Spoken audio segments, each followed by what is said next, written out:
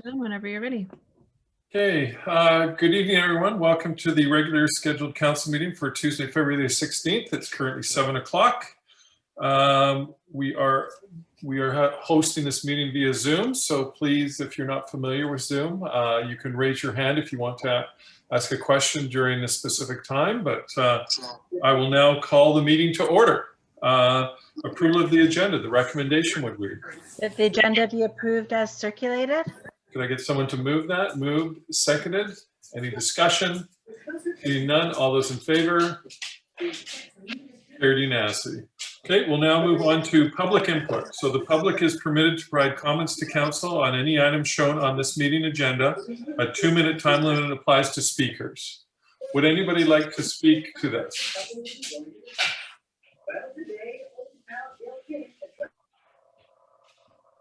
I can't see. I don't see anybody's hands raised, and I don't see that anybody has come off mute in order to indicate that they would like to speak. Okay. Oh, Joe Hooker speaking. Oh, okay. Mr. Hooker, go ahead. Sorry, I wasn't sure if this was an opportunity to speak yet or not, or should I wait for later in the discussion? If it's something to do pertinent to on the agenda before council deliberates, this would be the time. Okay, perfect. Joe Hooker, 2403 Sunnyside Road. First and foremost, I want everyone to know that I do support the development based on the quality of Cordovato's other developments in Anmore. That is the property on the west side of my property.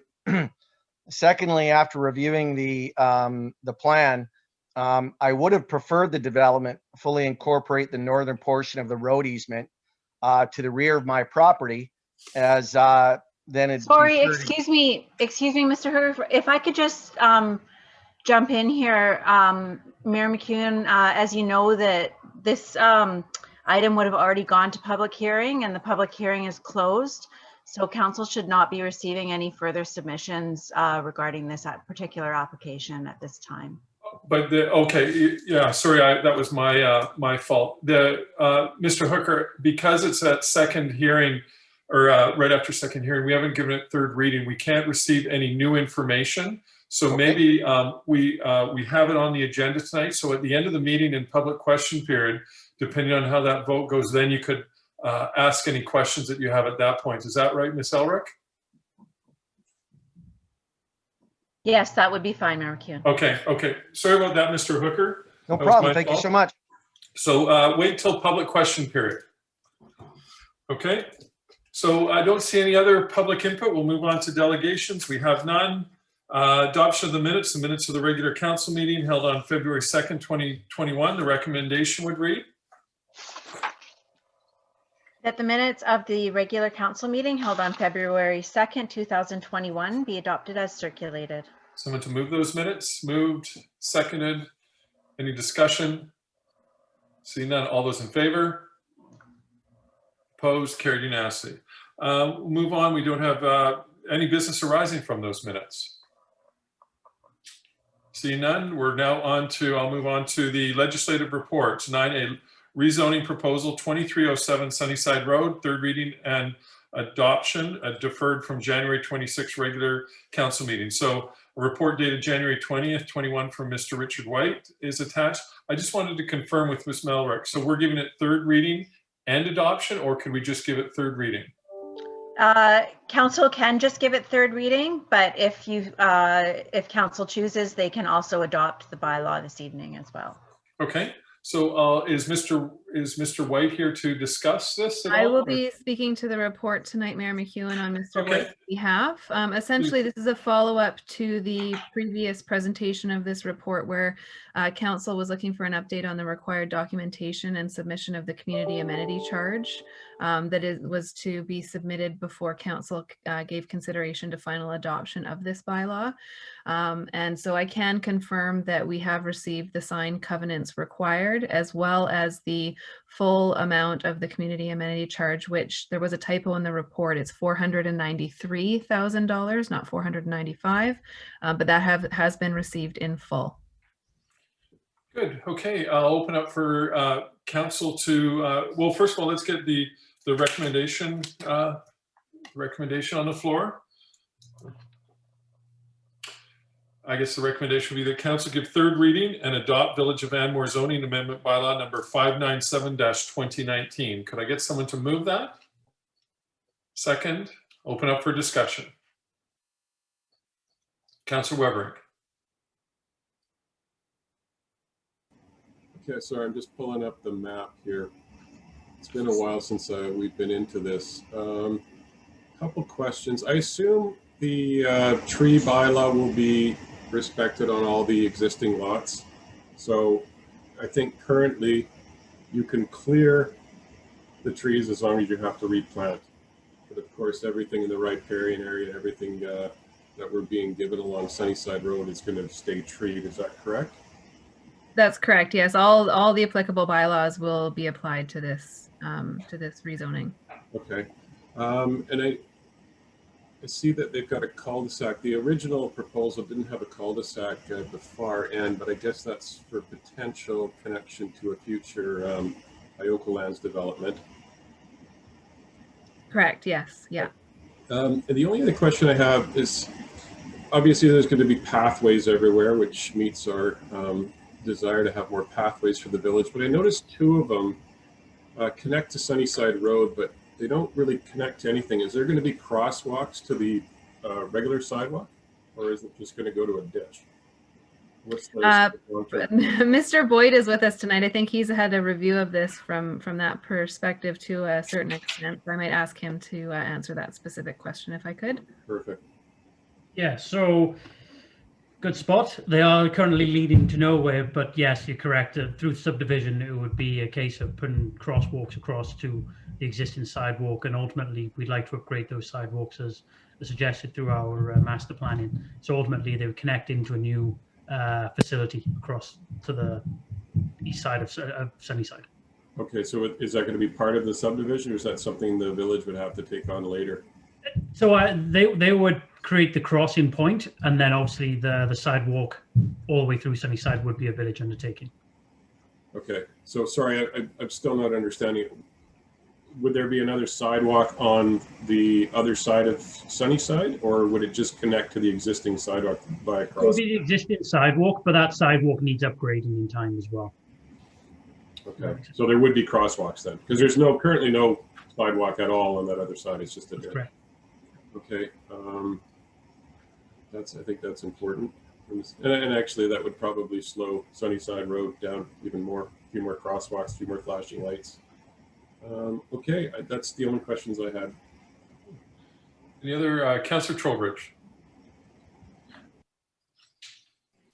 There we go. Just had to find the mute.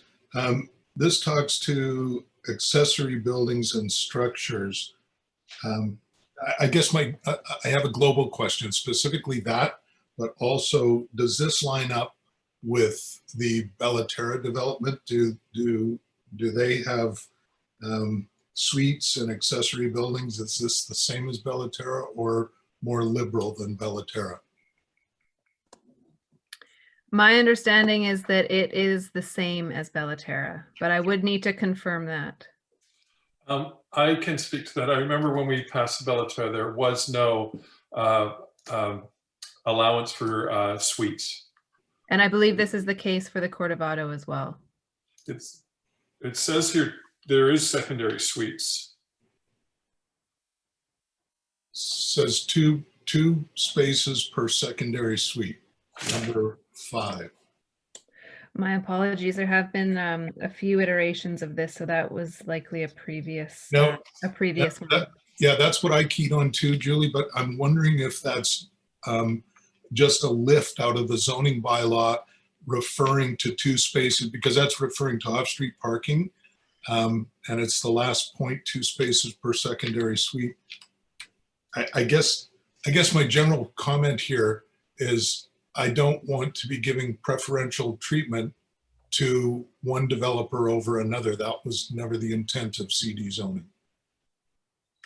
No, I do believe that each CD zone, while you're correct, you want to ensure consistency across the board where possible, is considered individually on the certain circumstances. So I'd be happy if council would like to get some further information to follow up and just track sort of how the discussion came to be to include secondary suites for this particular development.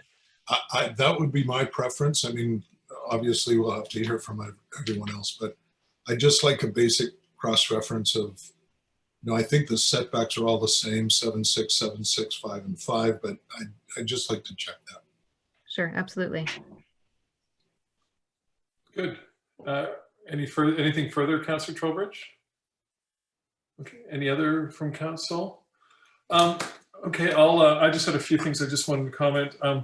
First off, this has been a long time in the works. I think it's been 12 years since the Corvado proposal came forth to council in the previous village hall in the old Mon Murray household, and so to see it evolve to this is really something, and I think it's something that needs to definitely be moving forward. I don't know if a lot of people are aware, but a portion of Sunnyside Road right on that corner at Ludlow Lane actually infringes on this private property. So to be able to get this into the village's hands is great. I'm really, I think that this has gone to it's a 19 lot subdivision. And it does say in here, this was on page 3 presented by Mr. Smith, that no coach houses, because I know one of the renditions actually had coach houses on it, which council went against, but it does possibility for secondary suites. So I do agree with Councillor Trowbridge. We have almost a sister development of similar size in the Bella Terra, and the two should certainly be at par with each other regarding the secondary suites. And I can assure you for a fact that at the time council alleviated having any secondary suites. So I would certainly want the playing field to be leveled on that aspect. And I also think it's good for getting more affordable housing in regards to the village as well. The amenity package consists of 34% of the whole place as a park, and there is some sensitive lands in there, which were great that we're going to be protected. One of my questions to Mr. Boyd is, how will those lands be protected? Are they by covenant? Are they by a fenced off area? Are they even being used in composition of the lots? I would recommend covenant. Covenant's the best way to deal with things we don't want to change. Okay, so is that I'm just wondering if maybe, is that something that we need to work on down the road, or is that something that we can do in the rezoning or the subdivision end of things? Through the subdivision. Now, are the lots using part of that park greenway as composition to get their lots? Do you know? I would have to review it. I don't believe so, because we intend to have the park dedicated land. Yeah, I didn't think so either, but I just wanted to confirm that.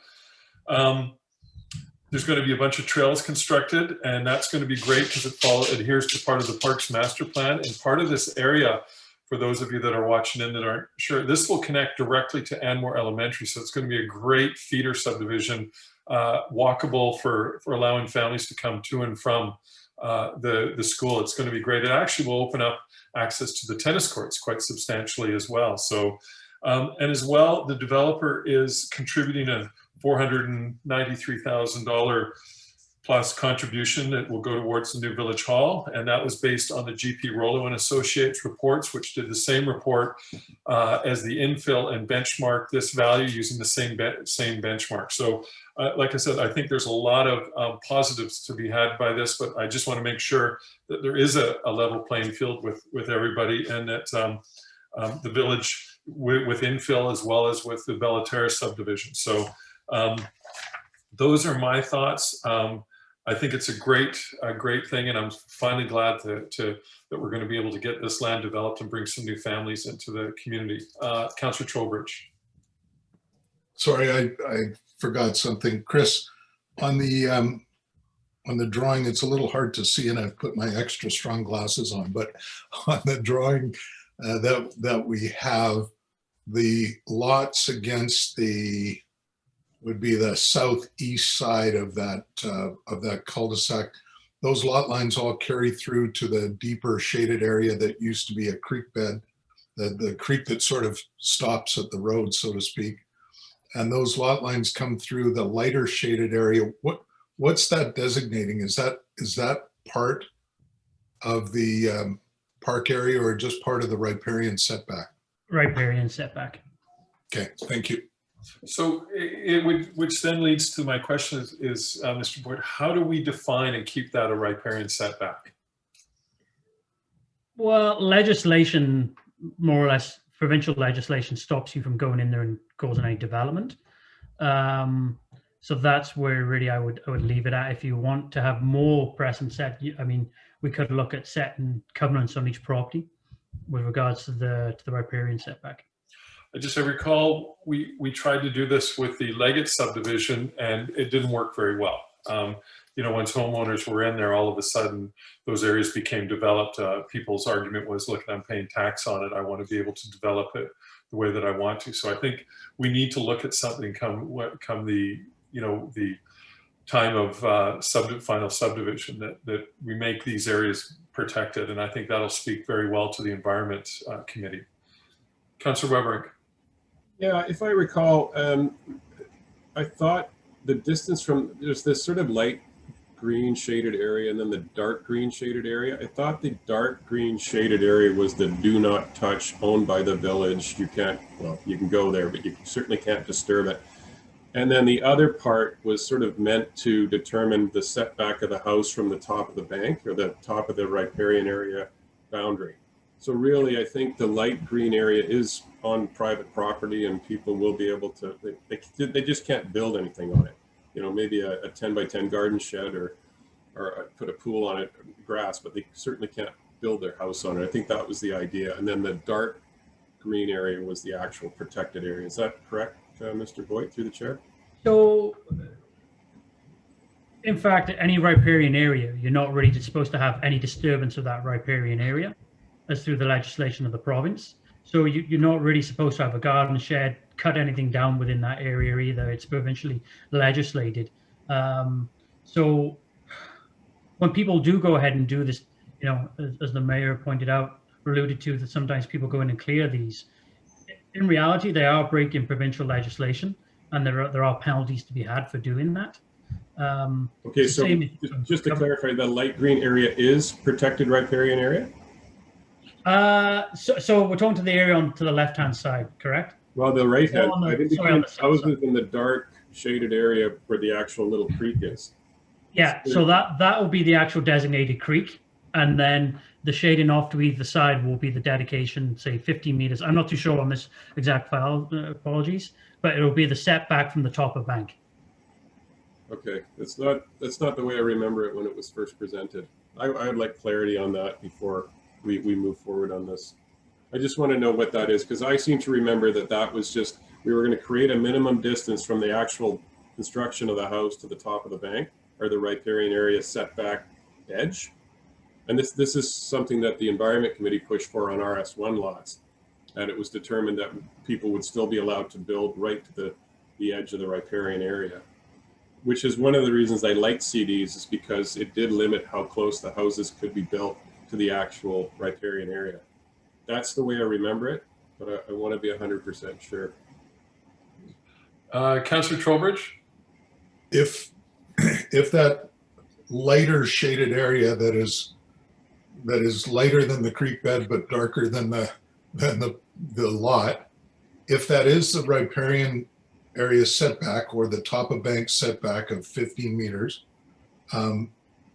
which it appears to be, then the line between the lighter of the dark shaded areas and the lot itself will be the SPIA line.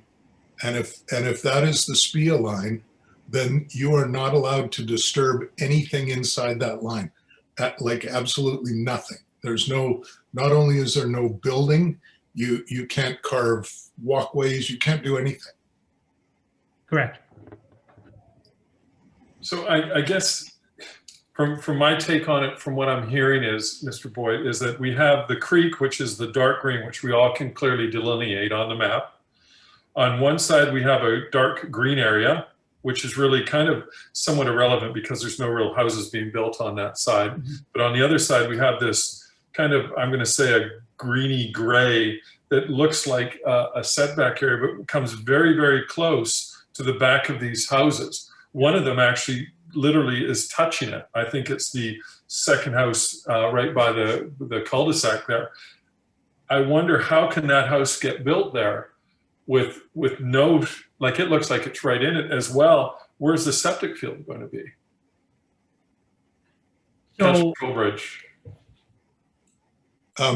If that is the SPIA line, then to put the foundation in the house, you have to have at least a 5-foot overdig. And if that house foundation is right on the SPIA line, you will not be able to build the house that's drawn there. Absolutely will not. And likewise, if you move closer, keep on going up that row of houses to the one at the very corner, that setback at the furthest north on the stream bed, that top of bank setback has been modified significantly below the 15 meters. Right. Doesn't look right. Yes. On both sides of the green. Yes, on both sides of the creek bed.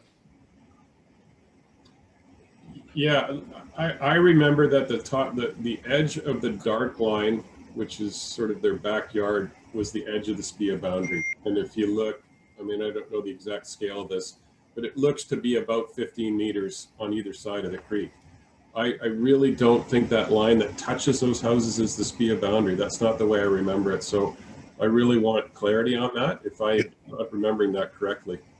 I'm pretty sure that that is their backyard, and that was just the limit that we wanted between the houses and the actual SPIA boundary. We wanted to maintain a distance. But if we can't be sure of that, I think we need clarity on that. Yeah, I don't think adoption makes sense if we're not sure. Exactly. Mr. Boyd. we can review the environmental report that we've been provided with this previously, provide these answers.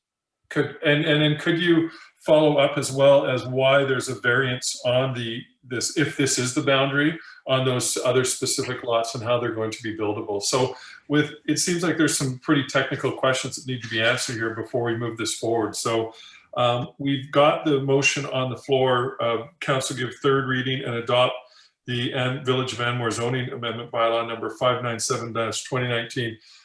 I think there's some questions. So I'm going to call the question that's on the floor right now. All those in favor? Which question are we calling? The adoption and the third reading? Third reading and adoption. We've had it moved and seconded. Ms. Elrick. Mayor McEwen, also just wanted to point out, I feel like there's a desire from some members of council to get some further information. So if council chooses to not defeat this motion, they also could defer the motion until the next meeting. So it's better to defer it then till until we get more information regarding the environmental setbacks as well as the secondary suite status. I would prefer to defer it because I'm in favor of the subdivision. I don't want to defeat it, but I don't want to vote on it without detailed information. Okay, so who moved it and seconded it? Is a deferral all right then? It is. Okay, then I'll call the question on deferral. Those in favor of deferral? Carried unanimously. Okay, thank you, Ms. Elrick, for that procedural, and I guess we'll just wait till the next council meeting to get some clarity on a couple of those issues. Okay, we'll now move on to the 9B Anmore Green Estates Local Area Service Establishment Bylaw. The recommendation would read that council adopt Anmore Green Estates Local Area Service Bylaw number 636/2021. Someone to move that? Moved, seconded. Any further discussion? See none. All those in favor? Opposed? Carried unanimously.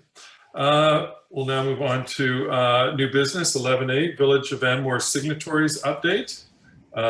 Recommendation. The recommendation is that council designate Mayor John McEwen as council signatory for banking purposes for Village of Anmore, and that Councillor Polly Creer be designated as the alternate council signatory. and that council designate Julie Halliwell, Chief Administrative Officer, as the primary staff signatory for banking purposes for the Village of Anmore, and that Karen Elric, Manager of Corporate Services, be designated as the alternate staff signatory, and further that council affirm all village issue payments require the signature of one council signatory and one staff signatory. Good. Someone to move that? Moved, seconded. Any discussion? Seeing none, all those in favor? Carried unanimously. Okay, we'll move on to the 2021 capital projects pre-approval request. The report dated February 11th, 2021 from Ms. Halliwell is attached. Ms. Halliwell. Thank you, Mayor McEwen. So this report is coming forward further to our recent budget proposal discussion at Finance Committee, which was held on February the 1st. And as part of the capital plan that was presented to Council, there was inclusion for a new piece of equipment for the village in order to improve efficiency and services within the village, both on an ongoing basis and an emergency event. And subsequent to that, some further research was done, and something was brought to our attention as new information, which was the availability of a new backhoe that was a 2019 model. So it's a couple of years older than what's being made available for new equipment. However, it's never been used. So in terms of discounts, we're receiving quite a deep discount as a result of this being a 2019 model that hasn't been sold yet. We do have Mr. Fortier here if council has any specific questions on the equipment itself. However, it is felt that we will get better long-term return on the future sale of the equipment because of the minimal use that it would see. And as well, we would essentially see less maintenance if we were buying a new piece of equipment versus a used one. So I do have a recommendation here. The funding source would be the same, coming from the capital reserve, and we're asking for this to be pre-approved because there is a bit of a time frame on capitalizing on this, the availability of this equipment. So the recommendation is that council approve the direct award of a 2019 John Deere 310 SL loader backhoe to Brandt Tractor Limited for a total purchase price of $137,925 excluding GST, and that the project be funded from the capital reserve. Could I get someone to move that? Moved, seconded. I'll open up for any discussion. Councillor Trowbridge.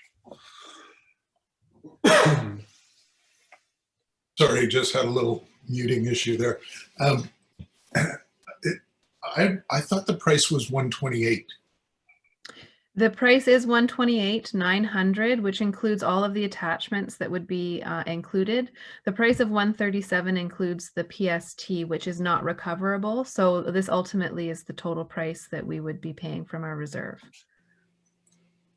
Oh, I thought you said not inclusive of tax, but it is. So the $137,000 figure that was quoted includes PST, because we don't get that back, but it doesn't include GST because that's fully rebatable from the federal government for local governments. Got it. Thank you. Any other comments or questions? I will just add, I believe that this machine will pay for itself, and the value that we're getting in regards to what this machine was worth, I think is a kind of a cause because of the COVID issue, and a lot of local municipalities are not having the budgets to be able to spend on machinery like this. And I tell you, the strong financial situation that our village is in allows us to take on these opportunities. And I think this is a great opportunity for the village. I think that it will pay for itself in a very short time. I think that this piece of equipment will provide a great ability for us to alleviate some emergency situations as we once occurred on East Road when there was a washout. We'll be able to have a piece of machinery that will be able to, hopefully save houses, as well as making sure that there's access still maintained.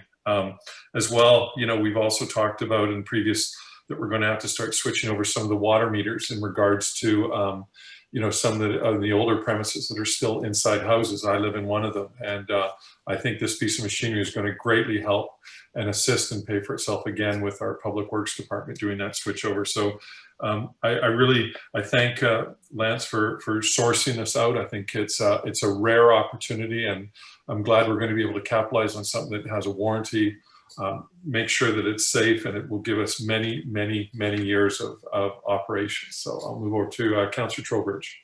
Yeah, just really quickly, I'm very much on side, but Lance, I have a quick question.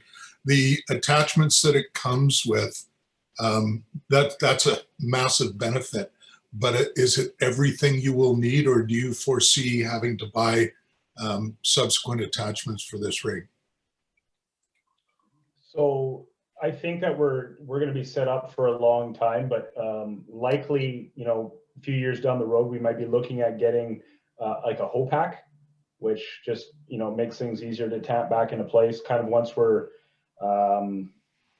ready to go that route. But for now, for the next few years, at least, this is more than enough that what we have for this piece of equipment.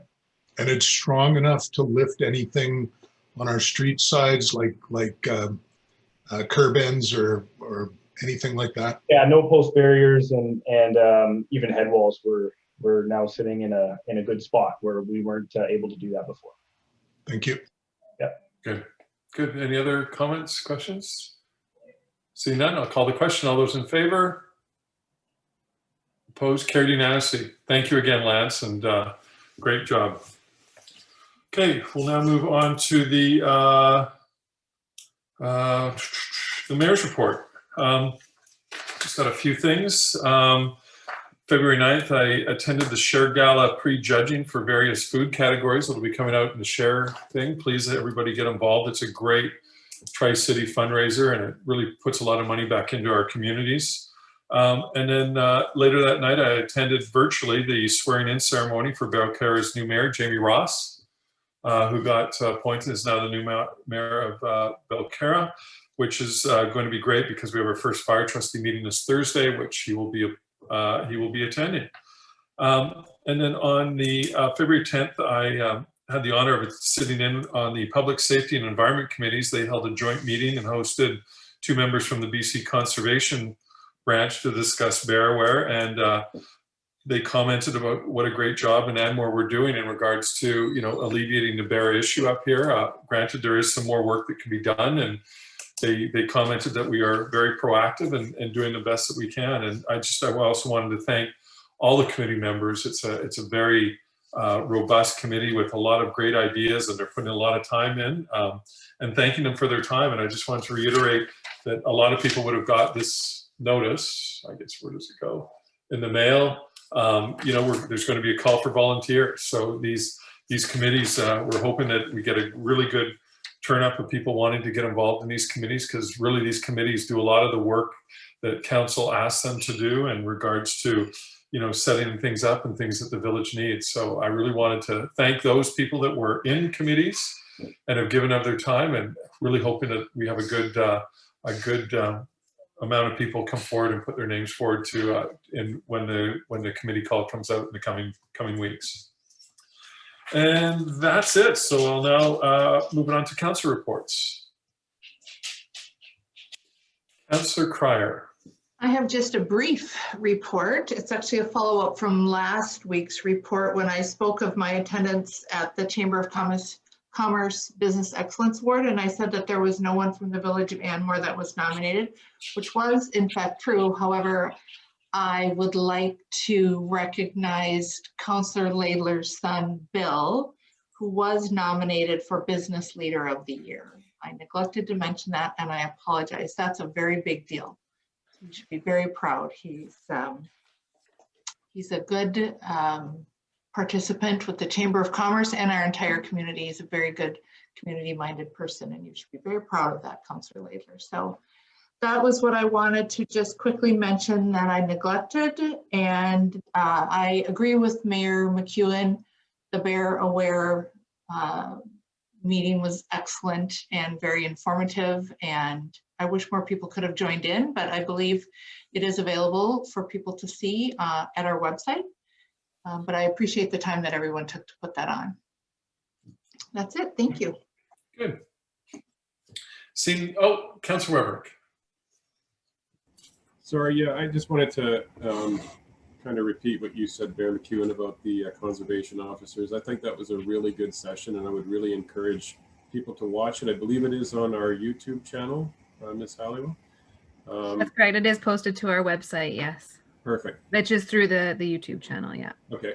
And I wanted to mention there's been a lot of chatter about cougars taking family pets and all sorts of things from people's yards. There's obviously some very active cougars right now. They just see these little dogs as prey. So, you know, be aware. The conservation officers said they're not particularly dangerous. They don't feel at this point that they're particularly dangerous to humans, but they're getting very bold with seeing our pets as a food source. So everybody be aware of that. That's all I have to say. Good. I'll now move on to our Cio report, and I'm hoping you might have an update on the Village Hub for us. Yes, so we had a meeting last week. Both Ms. Elric as well as Councillor Trowbridge participated in a discussion with our architects to review drawings at 75%. So we're moving ahead with the project. They had a few questions from a technical perspective, and we provided them with some feedback. And at this point, they've indicated that in terms of the schedule that they had provided last year, that they're approximately 1 week behind right now, but they do anticipate being able to make that up over the next few weeks, and still will be on track to tender towards the end of March, early April. So exciting news from them. They've also let me know that they have been in touch with some of the local residents who are offering some of their services and expertise in relation to the hub as well. So that project is moving forward. Certainly happy to answer any questions that council may have. In addition to that, Mayor McEwen mentioned the community recruitment. Thank you. That has come out through our resident notification and was also highlighted in our winter newsletter, which should have hit mailboxes last week. And the deadline for people to indicate their interest is March the 7th. And that can be emailed to Ms. Elric, the Manager of Corporate Services. As well, the Bear Aware session is now available on our website for anybody who missed it. It's great and full of information, as was said. And finally, I have been having discussions, as previously directed by council, regarding the cellular tower on the Anmore Community Hub site. And I'm expecting some detailed design drawings, hopefully soon, that will indicate a location that has been indicated so far. So more information to come on that as well. Good, thank you very much. We have some information items, some general correspondence, and now I'll open up to public question period. But before I do that, I will have to remind those what we were reminded earlier, because of anything regarding the Corvato development, council cannot receive any new information, seeing as that bylaw still stands at second reading and has been deferred. So I'll open up now, public question period.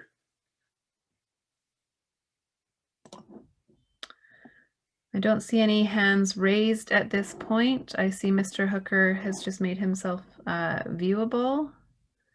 Hello, everyone. Joe Hooker, 2403 Sunnyside Road. I apologize in advance if my comment or question contravenes what the rules are with respect to the Corvato development. So I'll just ask one question. Can the village please confirm my understanding that regardless of the road easement not being utilized for this development, that the road easement will actually be retained by the village for future development considerations? And then one quick comment. I don't think we're going to be able to talk about anything about a road anything proposed at this point, Mr. Hooker. Okay, yeah. Thank you. Do you have anything else regarding, you can ask any question of your property, just we cannot reference any of the neighboring properties. No, I'll just make one general comment. I appreciate the support and discussions I've had with Chris Boyd concerning the development, and thank you for your time. Thank you. Any other public input?